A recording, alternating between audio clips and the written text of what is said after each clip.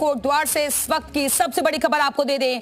अंकिता भंडारी हत्याकांड पर कोर्ट ने सजा सुना दी है। तीनों दोषियों को उम्र कैद की सजा सुनाई गई है। पुलकित, सौरभ, अंकित गुप्ता को आजीवन कारावास की सजा सुनाई गई है। कोटद्वार सेशन कोर्ट ने उम्र कैद की सजा सुनाई। तीनों हत्यारों को इस सजा का ऐलान किया गया है। पुलकित पर 72,000 रुपए का जुर्माना भी लगा है। सौरभ, अंकित पर 62,000 रुपए का जुर्माना लगाया गया है।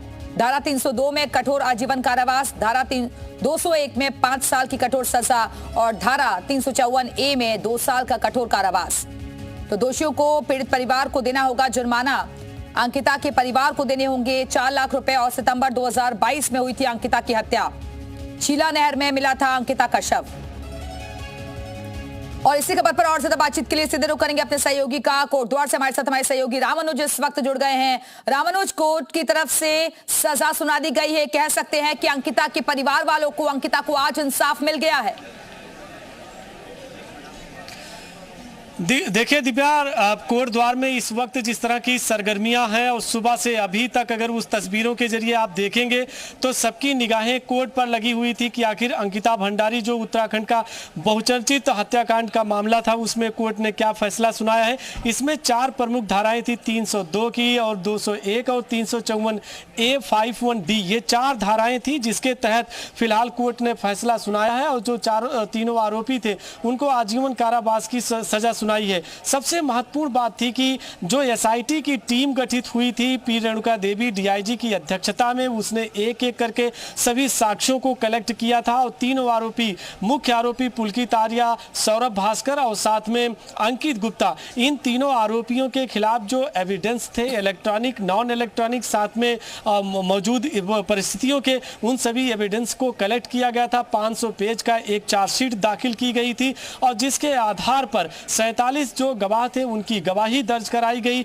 तमाम साक्ष्यों और गवाहों को जो बयान थे उसको ध्यान में रखते हुए कोर्ट ने बड़ा फैसला सुनाया है। क्योंकि जिस तरह का पब्लिक सेंटीमेंट्स आपने देखा था शुरुआती दौर से लेकर 18 सितंबर 2022 से लेकर के अब तक अगर देखें तो 2 साल 8 महीने का वक्त गुजर रहा है। ऐसे में न सिर्फ देहरादून या कहीं कोटद्वार, पौड़ी, प्रदेश के अलग अलग क्षेत्रों में लगातार प्रदर्शन देखने को मिले हैं और पॉलिटिकल जो आरोपी हैं उनको सख्त से सख्त सजा होनी चाहिए। जब सुबह के वक्त अंकिता भंडारी के माता पिता यहां से जा रहे थे कोर्ट में तो उन्होंने इस बात को आज फिर दोहराया था कि वो चाहते हैं कि इस पूरे मामले में आरोपियों को फांसी की सजा होनी चाहिए। उनके माता पिता ने इस बात की मांग की थी। उत्तराखंड के लोगों से इस बात को रखा था कि अगर फांसी की सजा नहीं होती तो एक बार वो फिर सड़कों पर उतर करके इस बात के लिए प्रेशर बनाएं कि फांसी की सजा हो। तो इस तरह के तमाम जो पहलू देखने को मिले थे पिछले 2 साल 8 महीने में, आज वो फिलहाल यहाँ पर समाप्त होता नजर आ रहा है। अभी जो कोर्ट की प्रोसीडिंग है वो चल रही है और जो 4 प्रमुख धाराएं थी इसमें प्रमुख तौर पर 302 की, इसके बाद में 201 की, 354A और साथ में 51D, ये जो 4 धाराएं हैं इसी के तहत में कोर्ट ने उन्हें सबसे पहले दोषी करार दिया। और इसके पर अभी एस्पेक्ट्स हैं यानी कि उस डिसीजन को टाइप करने की, उसमें साइन कराने की जो कोर्ट की प्रोसीडिंग है वो अभी फिलहाल चल रही है। और जैसे उनके माता पिता या वादी पक्ष के अधिवक्ता आते हैं उनका पहला रिएक्शन भी देखेंगे कि बिल्कुल रामानुज, और जिस तेजी के साथ इस पूरे केस में प्रोसीडिंग आगे बढ़ी, क्योंकि एक तरीके से कह सकते हैं कि दबाव भी था, विपक्ष का भी दबाव था, सरकार की इच्छा शक्ति भी थी और जिसके बलबूते 2022 में पूरा मामला सामने आया था और 2 साल के भीतर ही कह सकते हैं कि पूरे मामले में सजा तक सुना दी गई।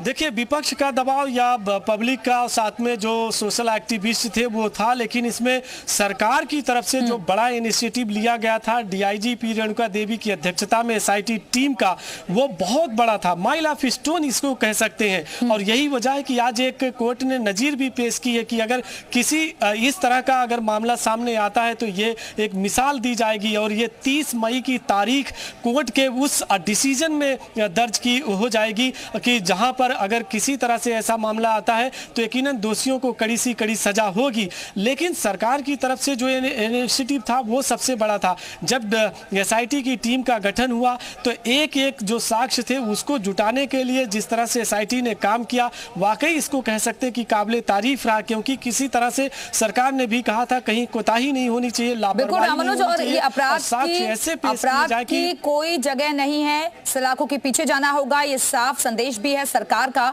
और इसी वजह से एक बड़ा मैसेज भी जाता है सरकार की तरफ से भी, क्योंकि जो आरोपी था वो बीजेपी नेता का बेटा था।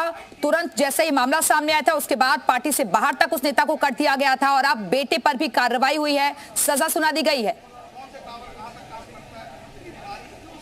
हाँ, ये आप राजनीतिक तौर पर अगर देखते हैं कि भाजपा के सीनियर जो लीडर थे उनके बेटे पुलकित आर्या, जिस तरह से शुरुआती दौर में पार्टी की तरफ से डिसीजन ले लिया गया, उनको पार्टी से निकाला गया, इसके बाद में जांच पड़ताल की गई और इतना ही नहीं, आप देखें 2 साल 8 महीने में तीनों आरोपियों को एक दिन के लिए भी जमानत नहीं मिली। यानी कि जो पब्लिक की मांग चल रही थी, प्रदेशवासियों की मांग थी, उस सरकार का जो स्टैंड था वो सब कुछ देखने को मिला है। सरकार ने बार बार कहा था कि किसी तरह से साक्ष्यों को, एविडेंस को जुटाने में कहीं भी किसी तरह की लापरवाही नहीं बरती जाएगी। तो 2 साल 8 महीने का और 18 सितंबर 2022 की घटना में अगर आप देखें तो सरकार ने भी बड़ा फैसला किया था और बार बार ये कहा जा रहा था कि किसी तरह से कहीं भी किसी स्टेज पर कोई लापरवाही नहीं बरतने दी जाएगी। और वही वजह थी कि 47 जो गवाह थे, साथ में जो साक्ष्य आया और न सिर्फ साक्षी पेश किए गए बल्कि इलेक्ट्रॉनिक्स जो यहाँ पर डॉक्यूमेंट्स दिए गए थे वो सबसे अहम रोल अदा किए थे, चाहे उनकी चैट का था, चाहे उनकी सर्विलेंस के जरिए जो तमाम साक्ष्य और गवाहों को ध्यान में रखते हुए आरोपियों को दोषी करार दिया गया और आजीवन कारावास की अब सजा सुना दी गई है। फिलहाल के लिए बहुत बहुत शुक्रिया आपका रामानुज, हमारे से जुड़ने के लिए, जानकारी देने के लिए। तो दोषियों को उम्र कैद की सजा सुना दी गई है।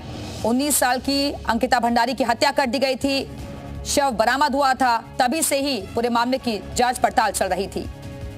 और अब बात देहरादून की